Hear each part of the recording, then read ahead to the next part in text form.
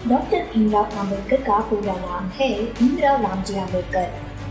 महाराष्ट्र के रत्नागिरी जिले के मंगलगढ़ तहसील में दापोली के पास एक छोटा सा गांव है आंबेडकर। ये उनके पुरखों का गांव है।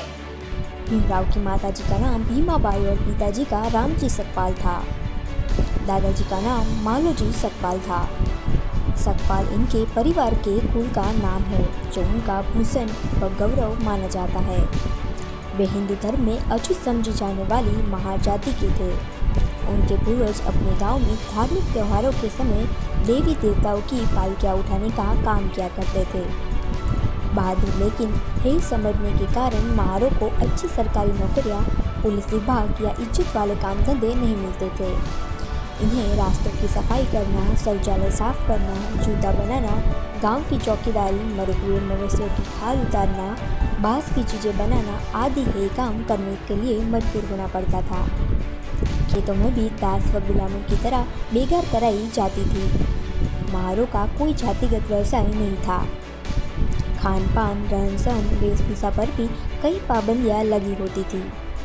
हर ओर अपना व शोषण के कारण इस बहादुर व बुद्धिमान कौम का जीवन नारकीय व पशुओं से भी बदतर था। इन अछूतों पर हिंदू समाज की ओर से धार्मिक, शैक्षणिक, आर्थिक, सांस्कृतिक और व्यावसायिक शोषण व अन्याय की अति थी।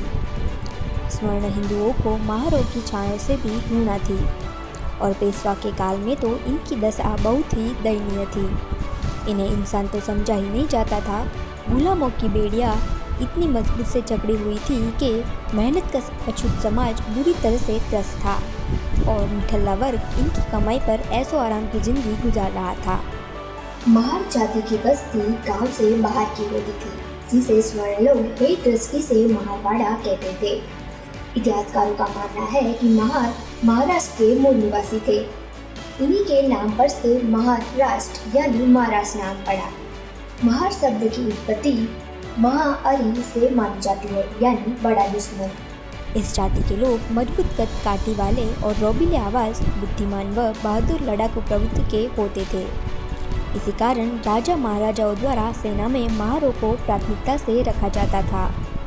इसी कड़ी में उस समय भारत में आने वाले यूरोपियन लोगों ने बहादुर महारों की पहचान करने में देर नहीं की और ईस्ट इंडिया कंपनी की बॉम्बे आर्मी में महार रेजिमेंट की भर्ती करी। दरअसल ब्रिटिश सेना में भर्ती होना गरीब महारों की मजबूरी थी। स्वर्ण इन्हें नीच समझकर धुतकारते थे। पेशवा की सेना में इन्हें भर्ती नहीं किया जाता था, इसलिए अपने परिवार के पालन के लिए ब्रिटिश सेना में भर्ती होना मजबूरी थी, जहां जात पात को नहीं देखा जाता था। मुगलों, मराठों एवं पेशवाओं की सेना में भी कुछ महार थे। शुरू में ब्रिटिश सरकार की सेना में एक भारतीय फौजी सूबेदार मेजर पद तक पहुंचा था। इसी कारण कई महार सूबेदार व मेजर पद तक पहुंचे भी थे। स्वर्ण को यह हजम नहीं हुआ कि अछूत फौजी अफसरों को सैल्यूट क्यों दे। उन्होंने अंग्रेजों को महारों के खिलाफ भड़काया। आखिर सन 1892 में अछूत जातियों की सेना में भर्ती होने पर रोक लगा दी।